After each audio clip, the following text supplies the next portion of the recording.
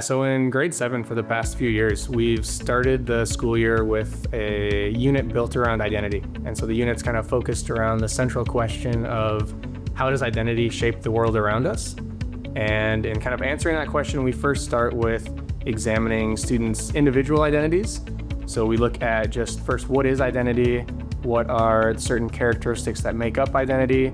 And students reflect on their own identities and the identity characteristics that shape them. Something that I learned from social studies that has impacted my life about identity is that you can accept yourself for who you are and you will be accepted in this school.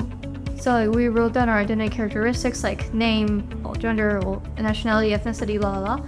And we made an iceberg. It's like this, identity iceberg. So visible, less visible, invisible. And you can't really see nationality, can you? Nor can you see like what job you have. It shows, and yeah, it tells us that identity may be more complicated than what we just see outside. So yeah, I think that was like really something to learn in class. 안 내려진다라 이발. 안 내려진다 가위바위보. Identity is what we are, and our identity shapes us and how we act and talk to others. We also learned about different types of identity, maybe race and maybe culture or your family, which is not very visible to others. We also learned that we shouldn't really have prejudice against others because of what they look like. We also had a debate, right? We had a debate about identity and whether it changes over time or it's just still when you're born. What do you think about that? I think it changes because even if you were born somewhere, beside race, your identity can change a lot. I've been to a lot of places, lived around the world a lot, so different cultures have definitely shaped my identity. So I think that culture and maybe nationality has shaped my identity a good bit. Living overseas for so long and being an American, living overseas for 7 years. Every kid in our class has a really complex identity, but when you're in 7th grade, your life is just normal to you. So you haven't really thought that much about the fact that you've lived in different countries and been exposed to different cultures and you speak multiple languages or you have parents from multiple cultures. It's just your surroundings. It's very normal to you. So we see kids kind of thinking about this for the first time, and it's really interesting seeing them get that way of thinking, get that way of categorizing things or the vocabulary to describe their own experience and then to contrast it with other people's experience.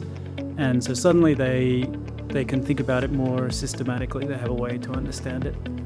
I think as adults, we're very used to seeing the world in terms of identity. We're used to thinking about it. And students are in this world that's really very focused on identity, but at that age, they haven't really thought about it clearly in that way. So it's quite powerful to see them start to do that and start to talk about that.